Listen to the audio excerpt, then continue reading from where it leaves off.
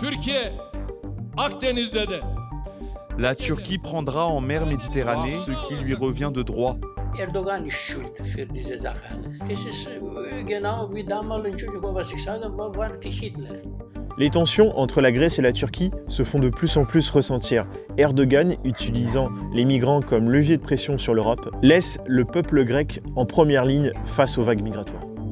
Μέχρι πέρσι ήταν αλλά φέτο ο τζίρος είναι 0. Et aujourd'hui, je dis à une Africaine, bon, tu as rendez-vous demain à 10h30. Elle me répond, je peux pas, j'ai le coiffeur. Je lui dis, c'est quoi ton besoin immédiat là? Elle me dit, crème de beauté. Mais vous, ils vous ont expulsé pour quel motif en Allemagne? Je veux bagarrer un police. Ah, vous êtes bagarré avec un policier, c'est ça? Allemand? Et qu'est-ce que vous attendez, vous, du coup, de la part du gouvernement grec ou de l'Union européenne? De nous libérer, donnez-nous les papiers, être libres. Et dans le camp d'Almoria, vous savez qui a mis le feu? Parce qu'il n'y a personne qui veut dire. Et vous savez, vous, comment ça... c'est parce qu'on a vu que ça avait pris feu, on allait voir, tout est brûlé. Comment c'est arrivé, vous savez? On ne sait pas vraiment. So the migrants as well took files about the dams, the beaches, things like that. They accepted an assault from the part of the migrants that were there. So with stones, sticks, everything they could throw in the fire.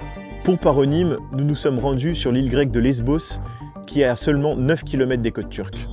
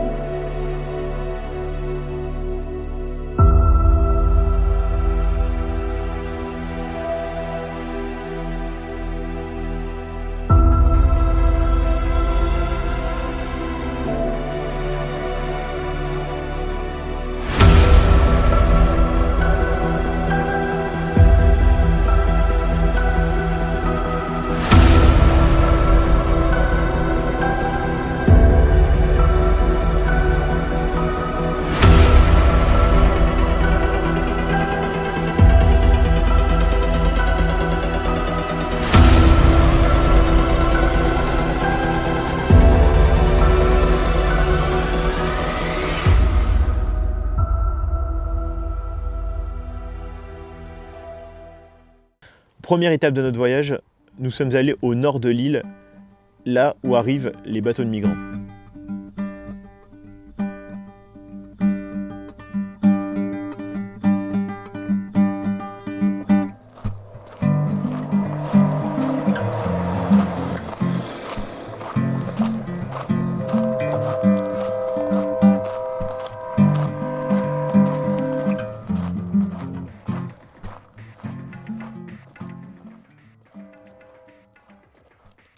La première chose qu'on a fait quand on est arrivé dans ce petit village, c'est de se rendre au port pour faire quelques photos et essayer de rencontrer les habitants pour discuter un peu avec eux.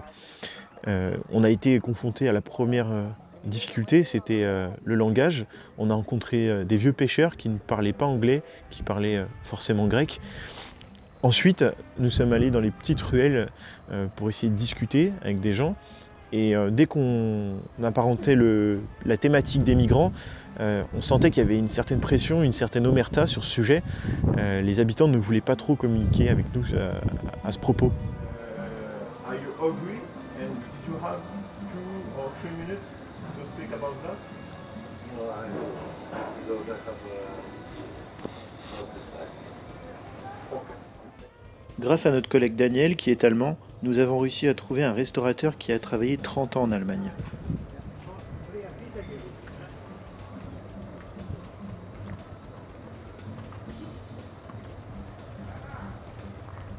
Nous avons pu l'interviewer, lui demander son parcours, depuis quand il tient ce restaurant-hôtel. Et son témoignage était vraiment criant de vérité. Il nous a expliqué que son activité ne fonctionne plus depuis plus d'1 an. Ça veut dire qu'il paye les charges, mais n'a plus de clients. Car ses clients sont à 100% constitué de touristes. Et étant donné que les touristes ne veulent plus venir dans ce petit village à cause des migrants qui arrivent toutes les semaines dans le port, il n'arrive plus à faire survivre son activité. Depuis quelle année, depuis combien de temps vous voyez des migrants arriver dans le port du village? Προ 20 χρόνια ερχόταν, αλλά λίγοι. Μία βάρκα, 2 βάρκες, 3 βάρκες το χρόνο. Μετά ήρθαν μαζωμένοι όλοι. Quel impact l'arrivée des migrants a eu sur votre commerce? Πιο μπροστά δεν υπήρχε πρόβλημα. Το πρόβλημα έγινε εδώ τώρα και 5 χρόνια που έρχονται χιλιάδες. Πιο μπροστά δεν υπήρχε κανένα πρόβλημα. Τώρα όμως, υπάρχει πρόβλημα και μεγάλο πρόβλημα. Ειδικά για τον τουρισμό είναι τελείωση. Par rapport à votre chiffre d'affaires, où est-ce que vous en êtes? Est-ce que vous avez mis la clé sous la porte ou est-ce que vous arrivez quand même à travailler? Μέχρι πέρσι ήταν καλά, αλλά φέτο ο τζίρος είναι 0. Δηλαδή φέτο μπήκαμε μέσα. Δεν έχουμε τζίρο τίποτα. Είμαστε κλειστοί γιατί ήταν και ο κορονοϊός, ήταν και η Φλίτλινγκ. Το περισσότερο φέτο που το κλείσαμε για τον κορονοϊό. Γιατί φοβόμασταν. Nous avons également parlé de la politique internationale. Je lui ai posé des questions sur la politique d'Erdogan, de la Turquie, de l'expansionnisme turc. Il m'a confié ses inquiétudes suite à la montée en pression d'un éventuel conflit militaire. Il nous a répondu en allemand pour plus de compréhension sur le sujet à notre camarade Daniel qui a pu nous faire la traduction. Par rapport aux tensions qu'il peut y avoir entre la Grèce et la Turquie, est-ce que vous êtes inquiet? Ob du unruhig bist wegen der Situation mit der Türkei, wegen den Spannungen, wie es dir damit geht? Jetzt sowieso, ja. Wir wollen ruhig sein. Wir wollen wir haben nie mit Türkei Probleme. Also, die sind Menschen so wie wir. Ich war in Deutschland mit Türkei zusammen, auch im Sommer, wo hier viele Türken gekommen. Voriges Jahr, vor 2 Jahren, sehr viele Türken, viel. Keine Problem. Die Probleme sind die Politik. Die reizen die Menschen. Die Menschen haben keine Probleme. Wir Türken, Griechen, die meiste Problem zum Beispiel hat die Politik, die Erdogan. Wo die immer und ganz Europa. Mit ganz Europa hat, mit ganzer Welt. Der will alles haben. Die Lesbos ist so, unbedingt muss die nehmen. Der will ganze Insel, die halbe Griechenland will nehmen. Ich weiß nicht. Erdogan ist schuld für diese Sache alles. Das ist genau wie damals, Entschuldigung, was ich sage, war die Hitler. Will ganze Welt haben. Jetzt, wo die Flieh liegt, alles hier, alles in Griechenland. Warum kommen alles in Griechenland und hierher? Und warum nichts von oben, von Evros, nichts kommen in... Warum soll kommen hierher die Leute? Aber die sind alles, die ist Politik, die ist alles nur die Menschen ausnutzen. In Bulgarien. Sie können in Bulgarien ohne hier zu kommen. Wir kommen in Festland. Warum soll sie hierher kommen? Ja. Aber die sind alles die Mafia. Die Mafia macht mit armen Menschen machen Geschäfte. Schade. Jetzt bezahlt zum Beispiel von da bis hier kommen in 1 Stunde. Das ist 6 Mil. zahlen pro Kopf 2000, 3000 Euro. Und jetzt Erdogan drückt ganze Europa. Erdogan drückt ganze Europa, welche hat die Schliche, welche sind alles, die Friedling, alles da. Das heißt, Was erwartest du an Hilfe von Europa und ob es eine politische Botschaft gibt von Europa? Von Europa, Ja. wer her? Von der EU. Von der EU? Nein. No. Wer muss, was kann machen, selber, wegen jahrelang immer nur die Maus und Katze spielen. Maus und Katze. Und in Deutschland ist genau dasselbe. Wegen wir sind in Europa muss alles europäisch sein. Aber die guckten nur, wegen die haben zum Beispiel mit Türkei sind mehr Leute, mehr Geschäfte, mehr und die sind nur, der Mensch ist nichts mehr wert. Der Mensch ist nichts mehr wert. Der Mensch ist jetzt ja nur wegen Geld. Récemment, on a pu voir que la Turquie a déployé un navire pour trouver des ressources gazières dans le domaine maritime grec, accompagné de frégates, donc de navires de l'armée turque. Est-ce que vous êtes inquiet par rapport à ça? Parce que c'est vrai qu'il y a eu les tensions ont été palpables par rapport à cette situation-là. Est-ce que vous voyez souvent des navires de guerre turcs depuis l'île de Lesbos? Ja. Früher haben Probleme, die Schiffe zum Beispiel, unsere kleine Boot hier, früher war schon ein Problem vorher. Die war auch manchmal in Knast in Türkei, wenn die Türken schnappen unsere Boot, hat die Leute, wo ist in Knast war in Türkei. Aber jetzt nichts mehr so, also nichts so Problem. Okay. Ja, ist nichts problematisch. Hier waren zwei Familien und die leben noch hier. Die waren über die Grenze und schnappen. Wie lange waren die im Gefängnis in der Türkei? Ja? Wie lange waren die im Gefängnis in der Türkei? 1 Jahr, 2 Jahre. Was? Ja. Donc ils étaient en prison. Und eine jetzt ist noch hier. Après cet échange, nous avons pu visiter l'hôtel, cet hôtel où cet homme a investi toutes ses économies quand il a travaillé en Allemagne durant plus de 30 ans. Il y a 13 chambres, 13 belles chambres d'ailleurs, qui sont complètement vides depuis plusieurs années. Il a dû fermer l'hôtel et la partie restauration maintenant il y a plus d'1 an. Donc ça veut dire qu'il continue à payer les charges, il continue à tout payer, mais n'a plus aucune rentrée d'argent à cause du coup des migrants, car les touristes ne viennent plus sur l'île malheureusement.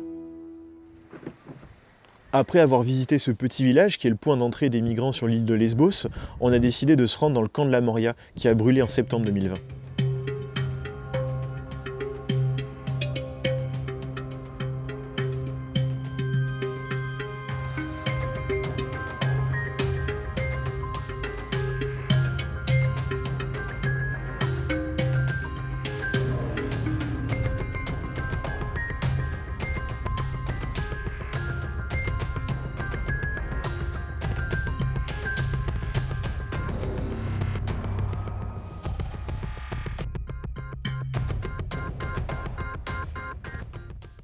Quand nous sommes arrivés sur place, on a découvert une véritable zone de guerre. L'odeur était pestilentielle, les champs d'oliviers étaient complètement brûlés, les mobil-homes faits de tôle étaient complètement fendus.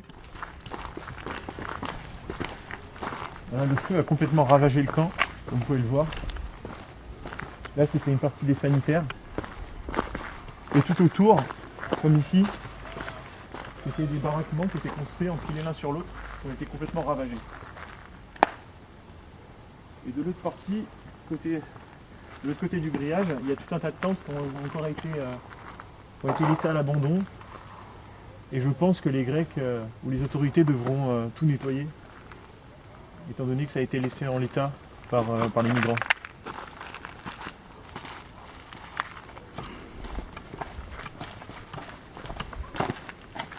Comme on peut le voir sur les murs, il y a des drapeaux africains qui sont tagués. On a eu la confirmation par la police locale en fait qu'au début de la création du camp de la Moria, il y avait 50% de Syriens et d'autres qui venaient de d'autres pays. Mais petit à petit, en fait, il y a eu de plus en plus de personnes venant du Moyen-Orient et les Africains étaient en minorité. Et il y avait des agressions. Et donc les Africains ont décidé de taguer ces panneaux, enfin leurs drapeaux sur leur habitation et avoir leur propre quartier dans le camp de la Moria, tellement la situation devenait instable.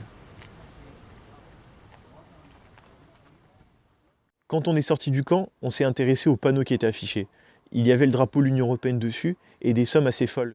Comme vous pouvez le voir sur le panneau qui est derrière moi, l'Union européenne, donc nous-mêmes, les Français, avec nos impôts, nous avons financé ce camp à hauteur de 391 000 €. Après enquête, on s'est rendu compte que, effectivement, l'Union européenne avait financé la construction du camp à hauteur de 3 millions d'euros.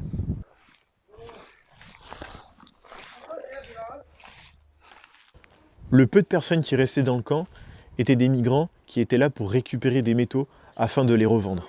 Donc l'argent de l'Union européenne, notre argent, qui a financé en fait ce camp de migrants, qui est parti dans les flammes, sert en fait de récupération pour les migrants qui prennent le fer, le métal pour le revendre. Voilà. Donc voilà où part notre argent.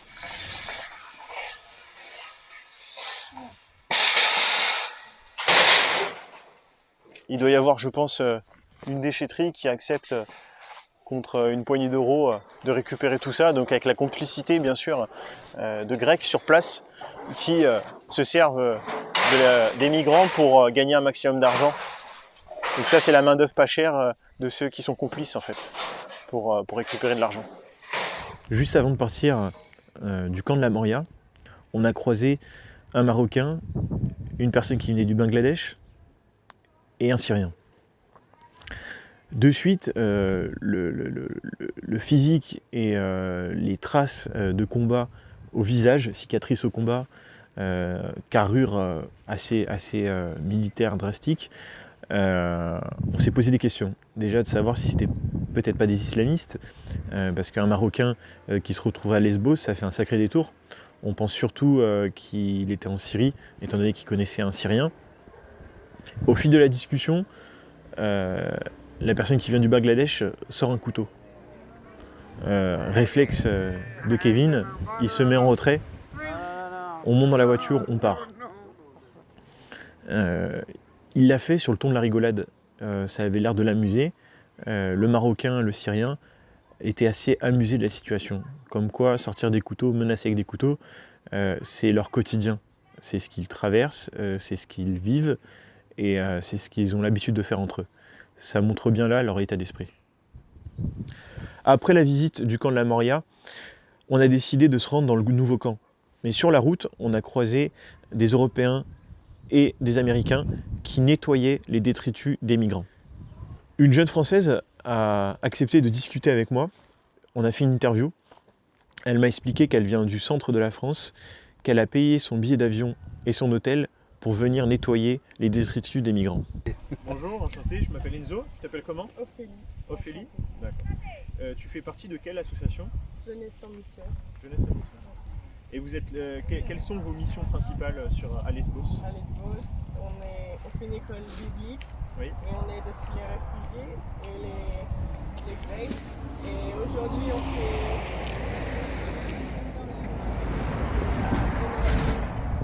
des déchets qui on veut vraiment honorer les Grecs et rendre service. D'accord. Et tous ces déchets là, qui sont déposés là, ils viennent d'où, vous pensez? Du camp, quand le camp a pris feu, tous les réfugiés sont sortis. Oui, d'accord. Du coup, ils ont jeté leur dans les champs. Il y a eu énormément déjà. Ouais, plusieurs personnes qui sont déjà venues prendre les poubelles. Oui, des Grecs? Oui, des Grecs et d'autres associations aussi. Ok. avant, si vous serez mieux. Il y en avait beaucoup plus, c'est ça? Ah ouais. Et par rapport au feu justement qui a ravagé le camp de la Moria, on a eu plusieurs témoignages. Vous pensez que comment s'est déclenché le feu? Après, je peux pas trop dire comment exactement parce qu'il y a pas mal de bruitage. Ouais. Alors je sais pas, ça peut être par rapport à une bagarre avec différentes nations ou ça peut être un feu. Les communautés qui se seraient un peu... Ouais. donc il y aurait eu des bagarres, il y aurait eu des tensions, c'est ça? Ouais, ça peut être ça ou ça peut être complètement passé du tout. D'accord. On s'est dit, ce sont des réfugiés, pourquoi il y a de la violence? Enfin, s'ils fuient la violence, pourquoi ils créent de la violence? Et ça, par rapport à ça, qu'est-ce que vous en pensez, vous? Ouais, c'est fou. Ouais, j'arrive pas à comprendre, mais c'est vrai que ouais, même s'ils fuient, même si c'est horrible dans leur pays, de venir ici, de pas s'entraider au final, ouais, c'est dur de voir ça. Et les solutions que pourrait mettre l'Union Européenne pour ces personnes-là, vous attendez quoi vraiment de l'Union Européenne? Qu'ils les fassent tous venir sur le continent? Qu'est-ce que vous aimeriez, vous? Moi, ce que j'aimerais, c'est qu'ils puissent avoir une maison. D'accord. Qu'ils viennent tous sur le continent? Ouais, ou même en Europe, qu'ils puissent, D'accord. même la France, ouvrir les portes. Et au niveau du financement, parce que justement si on fait venir beaucoup de personnes en Europe, étant donné qu'il y a, par exemple en France, il y a 6 millions de chômeurs, il y a 12 millions de personnes qui vivent sous le seuil de pauvreté, où est-ce qu'on trouve l'argent pour ces personnes qui viennent? Je sais pas. D'accord. Parce qu'il faut forcément de l'argent pour les accueillir, pour leur faire des maisons, pour leur donner de la nourriture. Donc soit on augmente les taxes sur les Français, c'est ce qui se passe actuellement, ou soit, à part augmenter les taxes, ou alors moins de services publics, il faut bien prendre l'argent quelque part. Ouais. D'accord. Et ça, vous avez une idée pour trouver l'argent quelque part? Non. D'accord. Bon, pas de souci. Après avoir discuté avec elle, j'ai essayé de comprendre son raisonnement, mais sincèrement, j'ai pas réussi à comprendre. Elle était d'accord avec moi pour dire que les migrants auraient dû nettoyer ce qu'ils ont sali, mais pour eux, le fait qu'ils soient soi-disant traumatisés de leur parcours, ça les excusait, et donc au final que c'était à elles de payer pour venir, pour s'héberger, pour se nourrir, et pour nettoyer en fait tout ce qu'ils ont pu faire. Mais il y a une question que je m'étais posée, parce que, bon après moi c'est vraiment par rapport à comment j'ai été élevé, Ouais. je me suis dit que si je mets des détritus par terre, je dois les ramasser. Ouais. C'est vrai qu'il y a chez les personnes qui viennent, les Afghans, etc., il n'y a pas ce réflexe-là de dire je nettoie ce que je salis. Ouais. Et parce que là, c'est vous qui nettoyez, c'est très gentil, Ouais. mais c'est pas normalement c'est à eux de le faire. Ouais. Quand on salit quelque chose, on le nettoie, c'est le respect. Ouais. Et là, c'est pas très respectueux pour les Grecs qui vivent ici, quoi.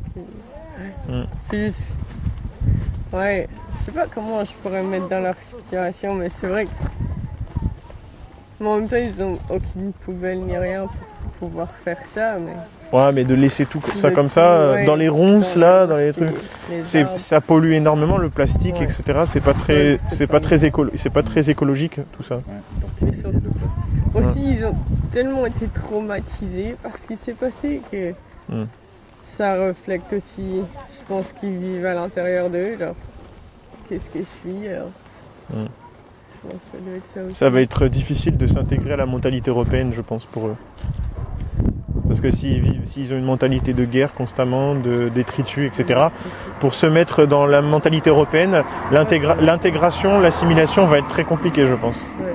Ils ont besoin de guerre, ils ont tout perdu, ils ont plus rien. Après avoir échangé avec ces jeunes filles de cette ONG qui nettoyaient les détritus des migrants, on s'est rendu au nouveau camp. C'était très impressionnant. Un nombre de tentes incalculable qui longeait la côte grecque. Beaucoup de gens, beaucoup de monde à l'entrée du camp. Il y avait des personnes qui leur prenaient la température pour les tests Covid. Et beaucoup de nationalités. D'Afrique noire, du Moyen-Orient, c'était très mélangé. On a vu énormément d'hommes, plus d'hommes que de femmes et d'enfants. Bon, là on est vraiment alors on est à l'entrée principale, donc la porte principale du camp, où toutes les personnes qui sortent se font contrôler. Ils ont des tests au niveau de la température pour voir s'ils ne sont pas porteurs du Covid. Et il y a vraiment énormément de monde, c'est vraiment impressionnant. Là. Quand on est arrivé sur place, on a essayé de rentrer dans le camp. On s'est rendu à la porte principale, mais comme on s'y attendait, ils nous ont refusé l'entrée. Du coup, on s'est dit qu'on allait passer dans les champs à côté pour voir un peu plus de près ce qui se passe. Donc on est passé dans un champ d'olivier et on est allé jusqu'aux grilles du camp. On a pu voir de près les tentes, les personnes qui vivaient dedans. En faisant le tour, on a rencontré des policiers qui nous ont demandé de retourner à l'entrée pour avoir les autorisations. Sur la route, on a vu énormément de migrants marcher. En fait, ils faisaient le transit entre le nouveau camp et le Lidl. On a décidé de se rendre au Lidl sur le parking. Étant donné qu'il y avait beaucoup de monde au niveau du parking du Lidl, on a été très rapidement entouré d'une vingtaine de personnes. On a dû filmer en caméra cachée. Et sur ce parking, on a pu rencontrer des francophones, notamment des femmes congolaises qui ont accepté de témoigner. Bonjour. Vous parlez français? Ah, super. Vous venez d'où? Du RDC.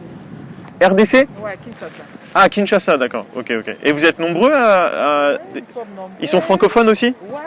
Ils parlent français? Yes.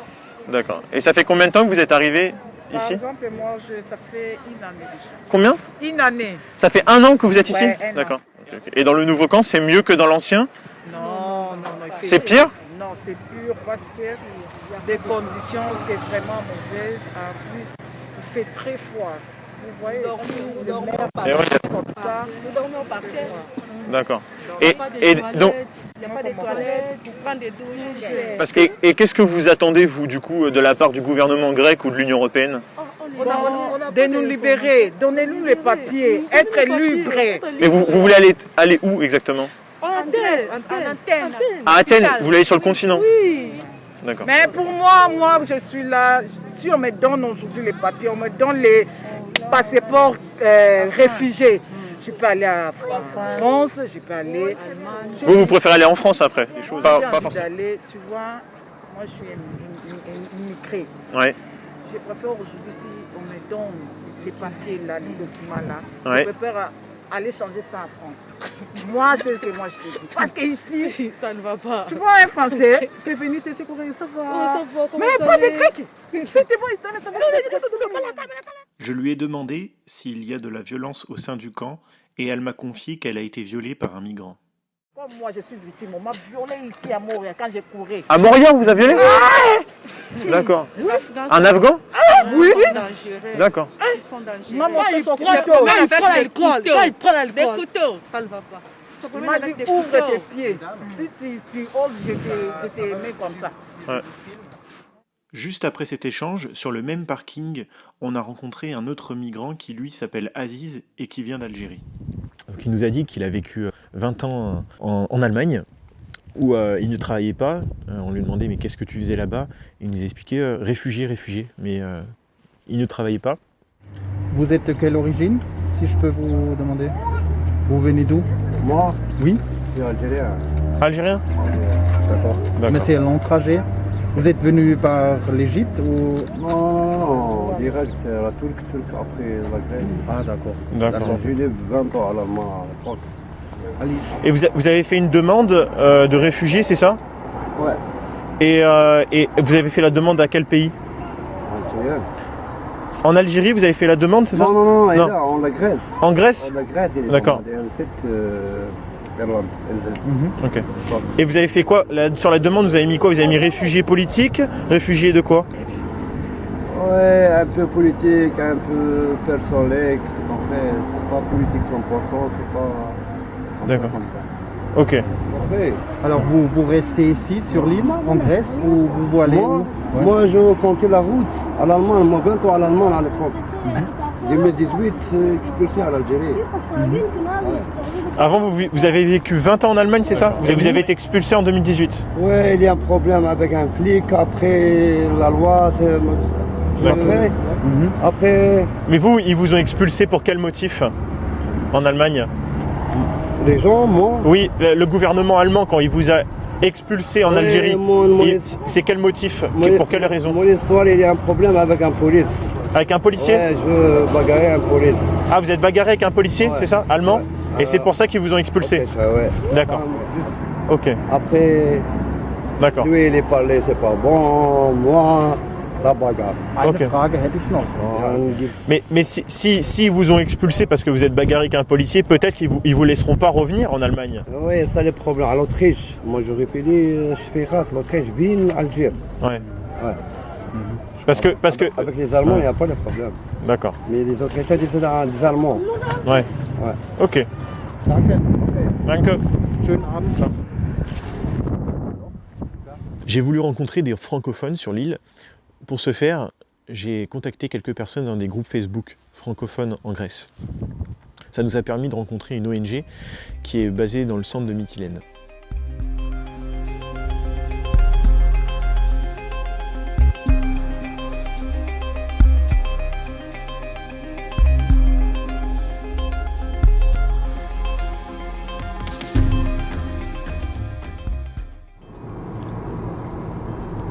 On se rend à une association pro-migrants qui a un nouveau local dans le centre de Mytilène. Ils ont accepté de nous parler, on va voir ce qu'ils ont à nous raconter. Apparemment, il y a des francophones, des anglophones et également des grecs qui se réunissent tous les lundis soirs pour projeter leurs actions de la semaine et récolter les dons et les distribuer. Donc on va voir ce qu'ils ont à nous dire.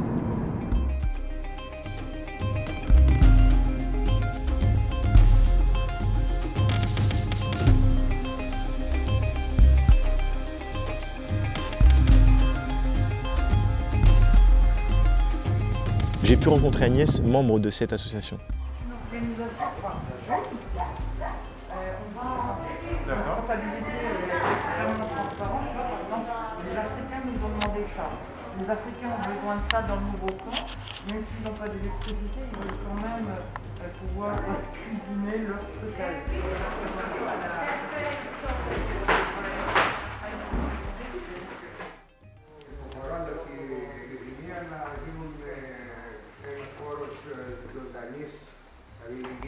Bien sûr, on est dans les temps de restriction du corona, mais on peut avoir ce lieu comme un lieu de solidarité et d'aide envers les autres.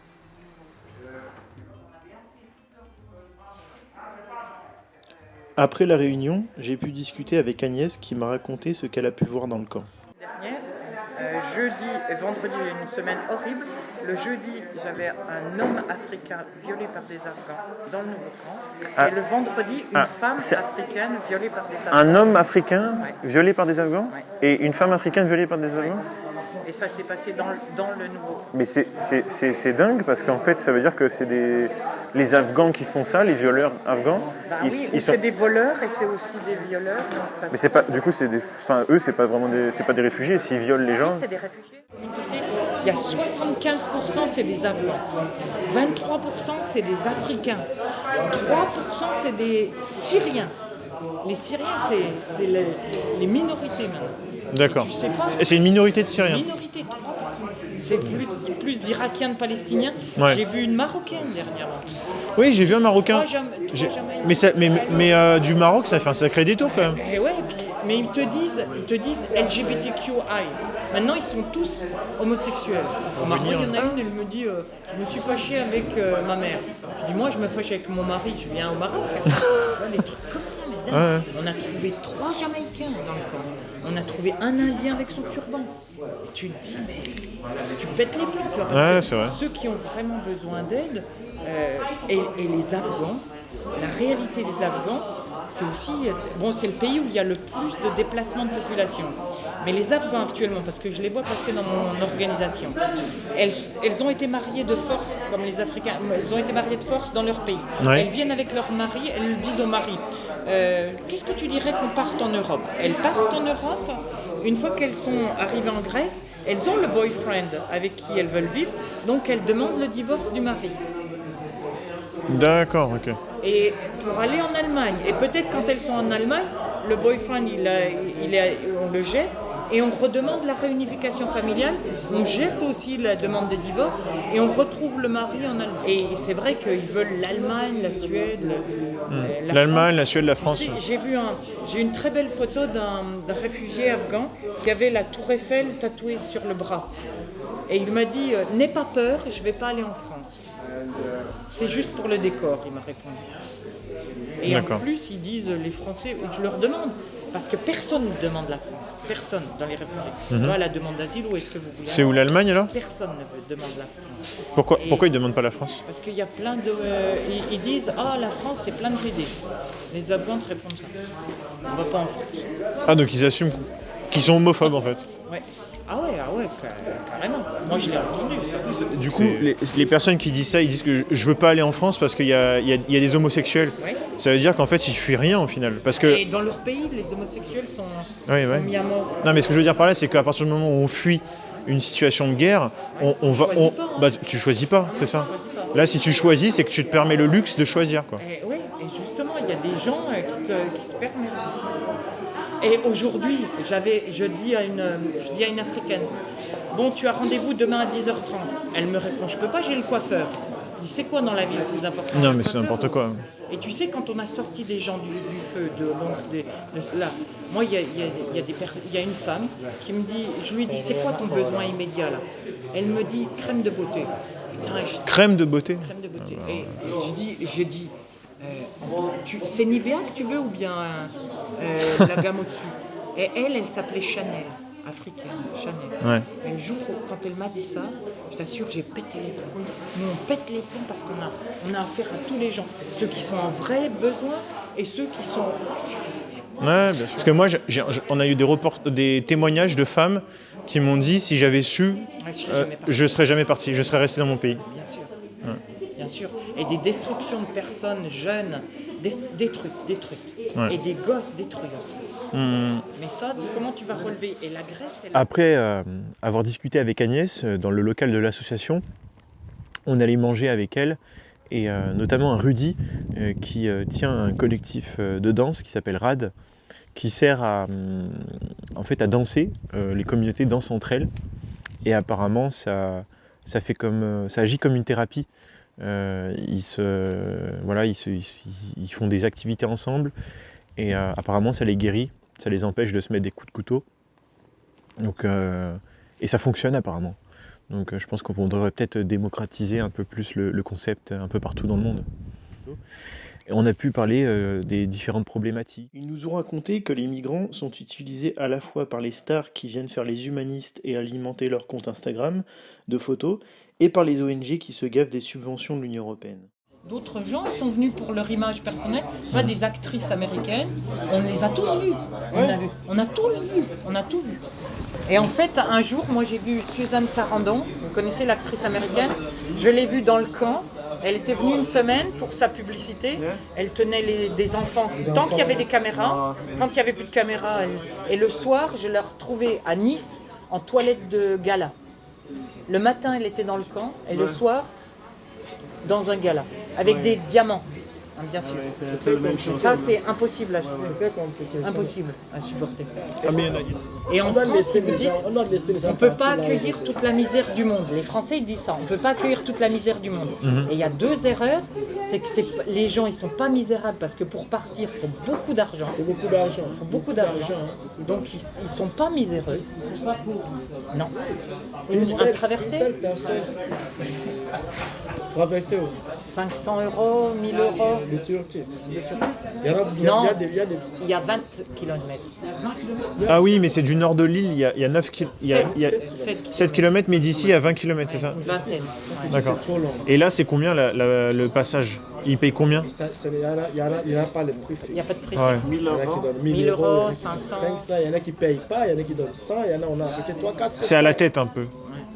Et par exemple, si nous on veut partir, on trouve que tu as une bonne tête, toi tu es le capitaine, mais tu payes pas, mais tu as la responsabilité de nous emmener en face. Et tu n'as jamais été dans un bateau.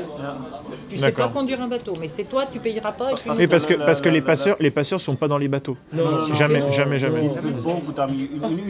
Donc en fait, le passeur, il va juste donner le bateau, c'est tout. Chaque week-end, il y avait 3 millions d'euros sur la mer. On est là. 3 millions d'euros. Le jour où le camp a été brûlé, 2 jours après, on a annoncé aux Grecs qu'ils avaient un budget de 3 millions d'euros pour la gestion des réfugiés des camps. Donc il est tout de suite tombé de l'argent de la Commission européenne. 3 millions d'euros, c'était un énorme paquet. Et le lendemain, toutes les organisations internationales comme Croix-Rouge, toutes les organisations internationales, UNICEF, sont venues se partager le gâteau des 3 millions d'euros parce que c'était aussi diffusé pour les organisations pour qu'elles aient Ouais. D'accord. Et ils sont toutes venues se batailler. Non, ils ont pris la part du gâteau. Il y a un gâteau de 3 millions d'euros qui est arrivé. Et et UNICEF, la Croix-Rouge, est tout de suite venue le lendemain voir UNHCR et prendre la part du gâteau. Et mon organisation travaille avec UNICEF et on a de 12 personnes, on est passé à 25 personnes. Ils n'ont rien à faire. C'est New Team. Il n'y a rien à faire de plus que les 12 personnes qu'on est. Si, on est rémunéré, mais il nous est arrivé un taf en plus sur le budget du gâteau. Et ces gens-là n'ont rien à faire. Ils n'ont pas de travail. On a embauché 12 personnes de plus parce que UNICEF a pris une part de ce gâteau et doit justifier. Non, UNICEF prend une part de ces 3 millions d'euros. Il y avait un gâteau, tu vois, il y a un gâteau de 3 millions d'euros. Ça va à la construction du nouveau camp, ça va un peu à UNHCR, la Croix-Rouge a pris son morceau, UNICEF a pris sa part de gâteau. Et ils ont embauché. Et ils ont embauché 12 personnes qui viennent travailler avec nous parce qu'ils n'ont rien à faire. Mais absolument. Mais ils embauchent qui? Ils choisissent comment leurs employés? Du jour au lendemain, on a vu 12 personnes arriver, du jour au lendemain. 12 Et ils n'ont rien à faire. Ils n'ont rien à faire. C'est un peu des emplois fictifs, quoi. C'est des emplois fictifs sur du fric. Ok. C'est une part de gâteau. Et l'Union européenne le sait complètement. Bah bien sûr. Mauvais politique. C'est une politique, ça c'est la politique européenne. Ouais. Mauvais politique. C'est la politique européenne. Elle sert à ça. À payer des gens qui ne font rien. C'est mieux de donner 1000 euros.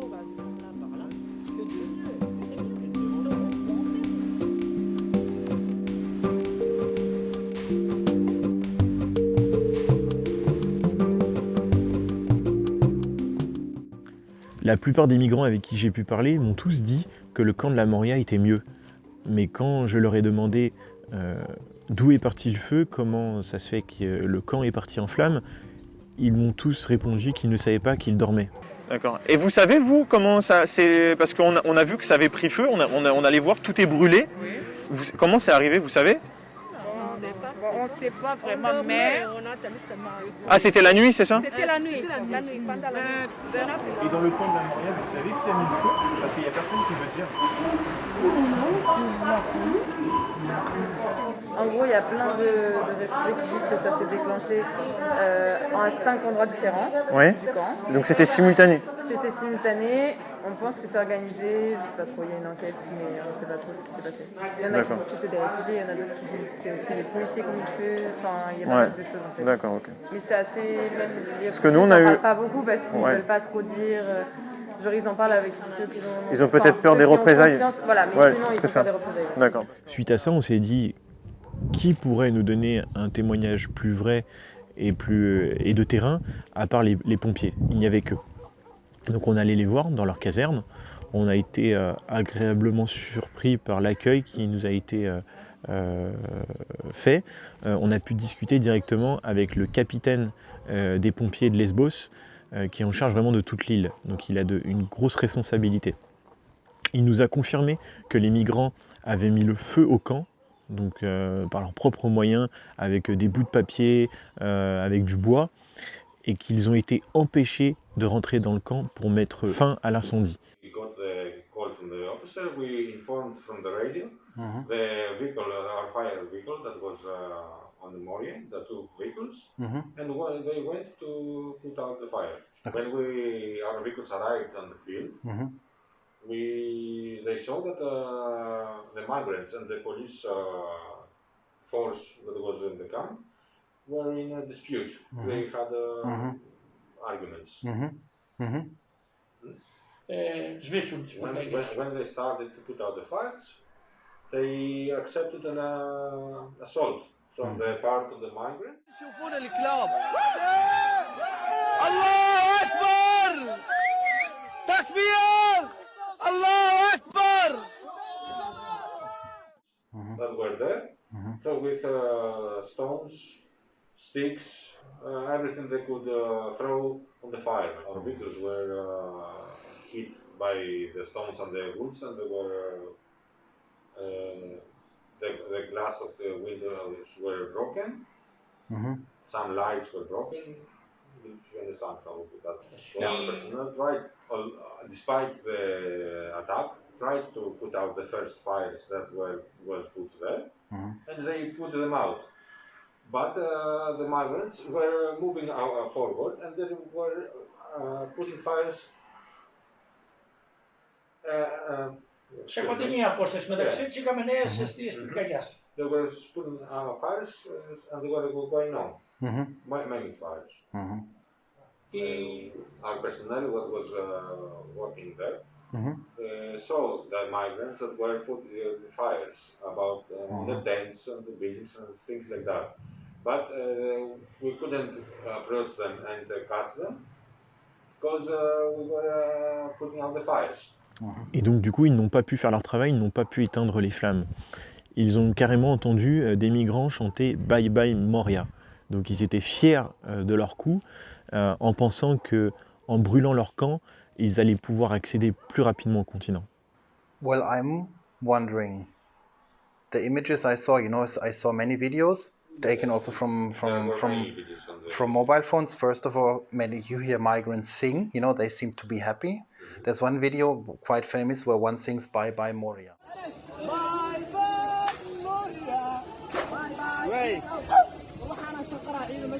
But from the particular, from another one, but because I was there, the incident. So many of them told about that word. That's good to hear, exactly, that we have a confirmation of this.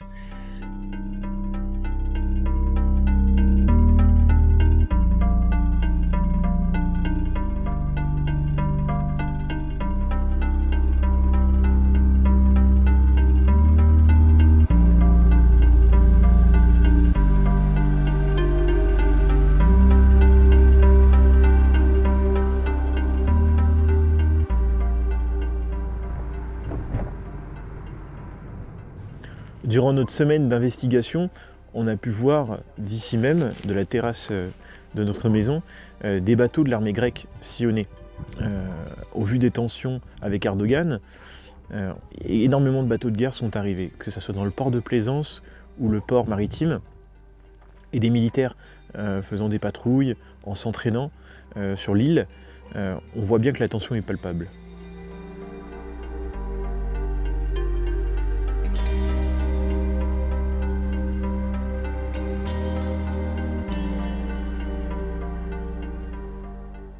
Pour conclure, au vu de tout ce qu'on a pu voir, si un conflit entre la Grèce et la Turquie se déclenche demain, les Grecs de Lesbos seront en première ligne.